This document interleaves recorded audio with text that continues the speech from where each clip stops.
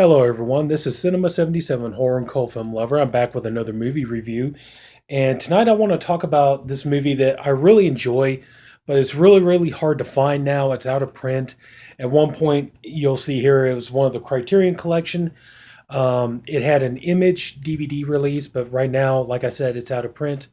I'm really, really hoping that here before too long, either Criterion can get the rights back and re-release it, or maybe one of the other companies like Arrow or Severin or somebody, Screen Factory. I don't care, but maybe somebody can get the hold of the rights to this one and its companion film.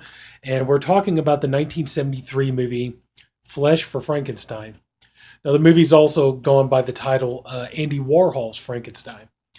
But I have seen this movie. I've seen it a number of times, and it's a lot of good campy fun. It's got nudity. It's got um, humor. I don't know if the humor is intentional or unintentional, but there are parts in this movie that really makes me crack up. In one scene I'll get to in particular. But the movie stars Joe D'Alessandro and Udo Kier, and I believe this movie was shot, and then the other film, Blood for Dracula, which is, hang on, yeah, this one here, which I've reviewed. I've already reviewed Blood for Dracula on my channel. The review should still be up. But yeah, I reviewed that one and this one, and pretty much they were shot back to back for the most part. And Blood for Dracula came out in '74, and then come on, work with me here. Flesh for Frankenstein came out in 1973.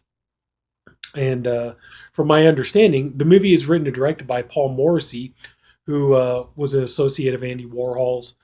And from my understanding, too, if I remember on the Video Nasties documentary, they said that pretty much he wrote the script as he went along. And that's the thing. Yeah, this movie was one of the Video Nasties. And Blood for Dracula was not, but this one was. Uh, like I said, I'm smiling right now because I have fond memories of this movie. I've watched it many times over the years, and like I said, I really wish one of the companies, I don't care who, I don't care, Severin, somebody, get a hold of the rights to this and re-release it, put it out so we can have it. Hell, even Mill Creek will do. Just get the movies out so we could see it. But yeah, the story is pretty simple. It's fun. You got Baron Frankenstein, played by Udo Kier, and he's got his assistant Otto. They live in basically Frankenstein's castle, and he's married to his wife. I believe her name is Kitten. And anyway, not only is she his wife, she's also his sister. So now we got pretty much Morrissey going back and breaking taboos again. Whereas in Blood for Dracula, he tackled the taboo of pedophilia, because you had Joe D'Alessandro's character in Blood for Dracula really wanting to have a relationship with the youngest daughter of the family, who was like 14 years old, and he was very like into her, very wanted much to be with her, and they end up actually getting together at the end of the movie. In this one here, though, it's like instead of pedophilia, it's incest this time, because his Baron Frankenstein, his wife is also his sister, and they even have two children together.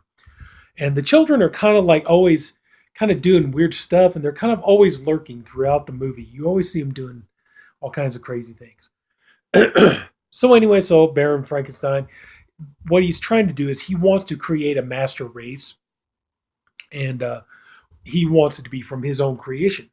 So what he's doing is he's creating both a man and a woman, and the idea is once he creates them and they'll become alive and everything, then the two of them can procreate and start bringing forth their offspring, and pretty much Frankenstein will have his own creations. So, but the thing is like his experiment isn't going very well, so he decides that he needs to get like another guy to basically have his head and his brain to operate his creation. So anyway, so they go out looking for a guy, and meanwhile, you got Nicholas, who's played by Joe D'Alessandra's character, and he's he's like a stable boy, but he's also kind of like considered like a ladies' man about town and stuff, and very popular with the women and stuff. And he's got like his friend who's basically wanting to go to a monastery. He pretty much wants to just become like a priest or a monk, and he just wants to live and serve God. He doesn't want to have sex. He's not interested in any of that stuff at all. And so, but Joe D'Alessandra's character is, trying to get him laid. And at one point, they go to this kind of brothel. It's more like a hut. And Baron von Frankenstein and Otto, they see them going into this hut. And I don't, I hope you'll forgive me. It's been a while since I've seen it. I don't remember if it was like a rat or a squirrel, but an animal gets loose inside the brothel that's running around, and you hear the girls yelling and shrieking and laughing and screaming and all this other kind of stuff. And what ends up happening is outside, they think that they think that this guy is like a real sexual stud, and he's driving these girls wild. And Frankenstein figures that's the kind of man I need for my experiment. But what ends up happening through a very funny, well, kind of morbidly funny set of circumstances, Joe D'Alessandra's, Nicholas's friend, he goes out and they believe that he's the one who's in there, doing all this stuff with these women and everything else. And so they come up and they cut his head off. And it's not really the most authentic looking special effect in the world, but, they cut his head off and they decide he's going to be the one that they want for his creation. So he takes the head off and everything. And Nicholas, he finds out that his friend has been murdered, and so he's, very upset. At one point, he had a run-in with Kitrin. I want to say it's Kitrin or Katrin, something like that. I'm sorry, I forget the character's name, but anyway. So he has a run-in with her, and she tells him to go to the castle and see him, at such and such a time on such and such a day, and he does go to see her, but it's not at the time, and so she's mad at him, and she's, why are you making me wait, and all this other kind of stuff. And so he explains that, his friend was murdered, and he, just kind of, he's been dealing with that, and so she's kind of like, well, okay, I understand, but, she's like, yeah, I understand, you have this kind of reputation with the women, and, it's like, if you can satisfy these other women, I need you to satisfy me. So he gets into bed with her and they have sex. And ultimately, she decides that when they're done, she decides she's going to make him into her little, boy toy plaything.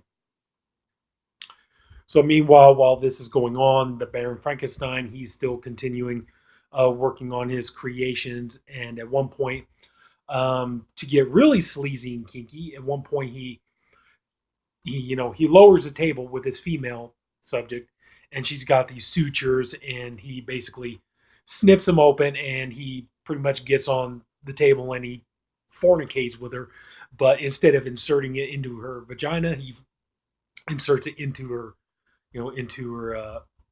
cut that she's got. And I'm trying to remember the exact line. I think he said, was it to conquer death you have to fuck life in the gallbladder, something like that, to that effect. But anyway, so sorry. And meanwhile, you still got the kids going on and doing their thing. And so anyway, so now you got Joe D'Alessandro, you got Nicholas. He's with he's with Baron Frankenstein's wife slash sister, and she makes a deal with it. She says, you're basically, that's going to be your cover, is you're going to be here, and we're going to say that you're my servant, and we have bathing facilities. She's like, I want you to stay clean, I want you to bathe every day. And he tells her that he will, and she's all like, yeah, from time to time you're going to have to do like kind of like servants duties, like serve dinner or whatever, kind of like a butler type of a thing. But that's really what your job is going to be, is to basically come and do me whenever I get horny.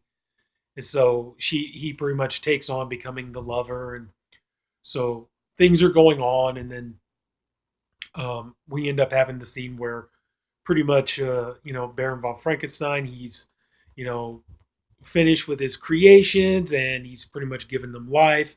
And now they're pretty much both alive. So now he's pretty well happy, and sorry about that. But now he's pretty well happy. He's got his female and his male. They're alive, and he's trying to get them to get together. Which what he doesn't understand though is that the head is the head of Nicholas's friend, and he wanted to be a monk or a priest. He was not interested in sex, and he's not interested in procreating with this creature that Frankenstein created, and so Frankenstein is getting upset and everything else. And so at one point, he is trying to civilize them and trying to make them pass for like humans. So he's got them, dressed up, and they're going to have dinner. Well, obviously Nicholas, he remembers his friend, and he remembers that, and so he realizes now what happened to his friend. And so he's serving them dinner, but there doesn't seem to be any kind of like, even though Nicholas remembers his friend doesn't seem to remember him very much. And so, now Frankenstein is upset, and he's in his laboratory, and he's going on and on about, why it seems like his experiment is failing. And meanwhile, we get to, in my opinion, one of the funniest scenes I think I've ever seen in a movie in my entire life. I mean, the first time I watched this scene, it absolutely cracked me up, and it still cracks me up to this very day. You have a scene where, Frankenstein's wife, she's ready for her nightly loving with Nicholas, and so he goes in and sorry, my throat was dry. Anyway, so she's ready to have her night of loving with Nicholas and things like that. And we get to the funniest scene. Oh my God, it made me laugh. It still makes me laugh every time I watch it. He comes in and he's naked, and so she's getting into it, and she's, they're laying on the bed, and they're almost like in a 69 position, and except they're laying on their sides. And so he starts talking about like, he starts carrying on this conversation about like, oh my God, that's my friend. What did your husband do to my friend? And I need to find out what happened to him. I got to find out the clues and solve this mystery. And, I don't believe this. Why did he do this to him? And why did he kill him? And, oh my God, he turned him into this freak, for his experiment and all this, just going on and on talking about this. But what makes this scene funny for me is the sound effects while Lady Frankenstein is giving him oral sex. I mean, this is literally like the sound effects. It is,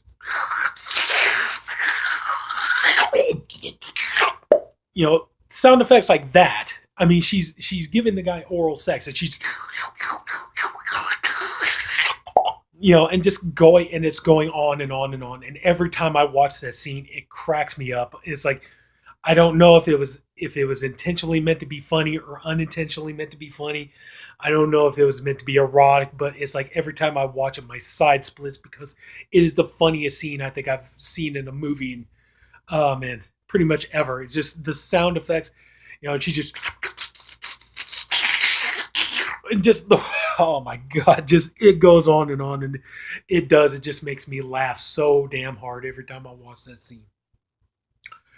And so now, we're coming towards the climax of the movie, and then you realize that Nicholas goes and he's trying to get his friend to remember him, and Frankenstein, catches him, and Frankenstein realizes, okay, he wasn't the one satisfying these women.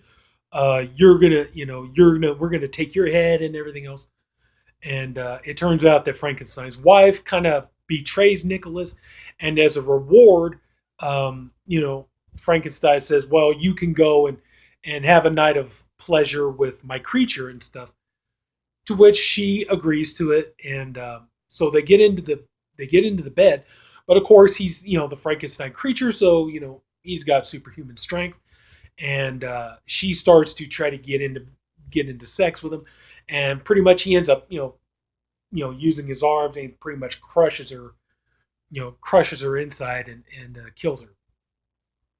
And then turns out that there's a big mess with Otto, and the female creature, and she ends up basically becoming disemboweled, and so and then Otto's, he gets killed, and then so there's kind of the fight going on between Nicholas and Frankenstein, and so at one point, the friend, the creature, he comes in, and he's about ready to. I believe at one point he's about ready to kill Nicholas, but then Nicholas is able to get him to remember who he was and that they were friends, and so he turns around and he turns on Dr. Frankenstein, and Udo Kier pretty much gets impaled, and basically you see like his, I believe it's like his liver dangling on the spear that impales him, and and the thing is though too is like a lot of this stuff you're seeing it like right in your face because it's the film was originally released in 3D. Now why? That was the thing because like I said, Flesh for Frankenstein and Blood for Dracula were pretty much filmed back to back, and why Blood for Dracula was never 3D, I honestly don't know, but Flesh for Frankenstein was. And so anyway, so Nicholas, he's pretty much tied up, and now Baron Frankenstein is dead and everything else. And so the creature, so Nicholas is like, let me loose, and all this, and Nicholas decides, or the creature decides he doesn't want to live anymore. So basically, he's got the stitches right down his body. He just basically pulls open his stomach, and his insides come out, and he drops dead. So pretty much you're coming to the end of the movie.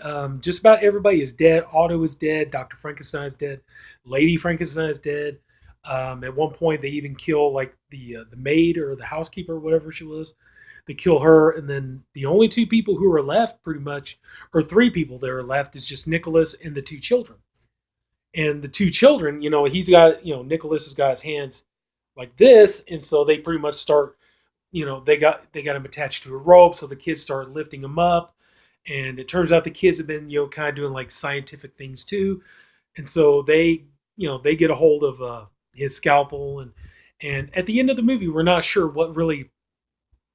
I think maybe the fate of Nicholas is supposed to be that they end up operating on him, killing him, something. I don't know. Maybe they could end up setting him free, but the movie ends ambiguous. You don't know what the true ending is. But anyway, though, that was the movie, and yeah, the movie does have nudity in it, and there is some sexual situations in it and stuff. But I think honestly, as far as the sexuality goes, the movie was rated X, and like I said, it was on the video nasties list. It was considered one of those movies. But I don't know. To me, when it comes to sexual content, I think Blood for Dracula was far more sexually explicit than Flesh for Frankenstein was. I just remember, because Blood for Dracula, that one I do have on DVD, and I remember that one a little bit more vividly than Flesh for Frankenstein. Like I said, I've seen Flesh for Frankenstein. I just haven't seen it in a while. So my memory on it is a little bit hazy, but I do kind of remember, the gist of it. But I always enjoyed the movie, and both, I would love to see that though. Like I don't care if it's Severin or Criterion or Arrow or Scream Factory or something. I wish somebody would, I wish one of these companies would get the hold the rights to it and try to get those movies out on Blu-ray so we can have them in new editions or whatever. But I enjoy both of those movies. They're a lot of fun. But I think, in terms of eroticism and sexuality, I think Blood for Dracula kind of has a little bit more over Flesh for Frankenstein. But like I said, though, the movie is, it's very entertaining. It's over the top. It's cheeseball fun, but it's very entertaining. It's like I said, it's goofy. It's a very goofy movie. Like I'm just not sure if it was intentionally or unintentionally goofy, but like I said, just that one part alone with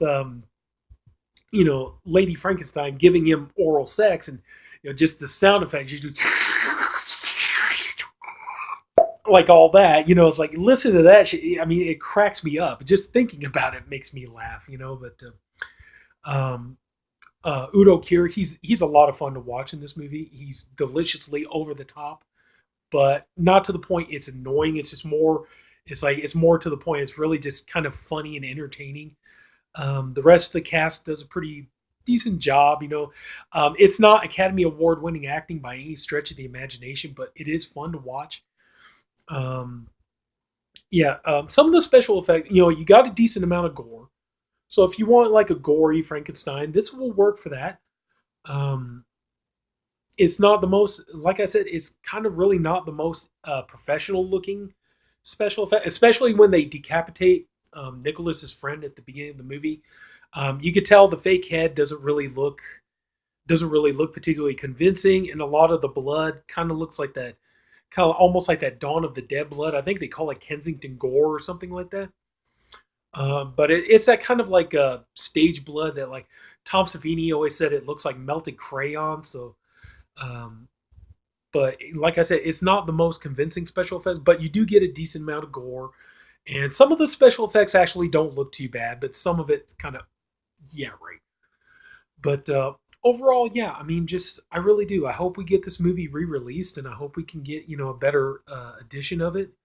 I'm hoping, at least if nothing else, maybe I can luck out and because I'm always hitting up the pawn shops and the thrift stores and stuff like that, record stores, and you never know what you're going to find in those places. I found things I never thought I was ever going to find. So maybe one of these days I might luck out and actually come across a copy of Flesh for Frankenstein on DVD for a decent price. But even still, though, like I said, Severin or somebody, I don't care. Scream Factory, Arrow, I don't care. Somebody get a hold of it, put it out, so that way we can have it. But both of those movies are a lot of fun. But when they came out, though, they had like different titles, and but the main titles they were known for was Andy Warhol's Frankenstein and Andy Warhol's Dracula. So, yeah, but if there's any way you can find it, I don't know. I need to check. Maybe it's on YouTube. I don't know, but yeah, but that's going to pretty much wrap it up. So, Flesh for Frankenstein. I remember that movie. It's a lot of fun. It's gory. It's silly. There's plenty of nudity to keep you involved. So yeah, it's a very fun, erotic take on the Frankenstein legend, and yeah, I enjoy it because I love Frankenstein. It's a great story. It's like that's the thing. If anybody was to ever say to me, if anybody was to ever come up to say to me, you know what? Look at like Twilight. Look at like 50 Shades of Grey. You know what that proves? There are no good women writers. If anybody was to ever say that to me, I would say Frankenstein, bitch. Mary Shelley, Frankenstein. Now sit there and tell me there's no such thing as a good woman storyteller. Or The Color Purple. That story's brilliant. It's a brilliant story, and it's a great movie too. But yeah, but right there, right off the bat, anybody was to ever say, "Oh, there's no good women writers," Frankenstein, shut the fuck up. End of conversation. So anyway, but yeah, I love Frankenstein. I love Life for Frankenstein. So anyway, that's going to do it. I went on too long as it is, but anyway, if anybody took the time to watch all this, I thank you for doing it, and I appreciate you for doing it. I honestly hope you enjoyed the video. I'm sorry that, like I said, it's been a while since I've last seen the movie, so I'm sorry that my memory isn't as sharp about it as it could be. But hopefully you enjoyed the video. If you did, please like and subscribe. I do weekly reviews and all kinds of videos and stuff. So hopefully there'll be something there to keep you entertained. And until the next time, this is Sinema77, horror and cult film lover. Hoping you all have a good night and take care. I'll see you later.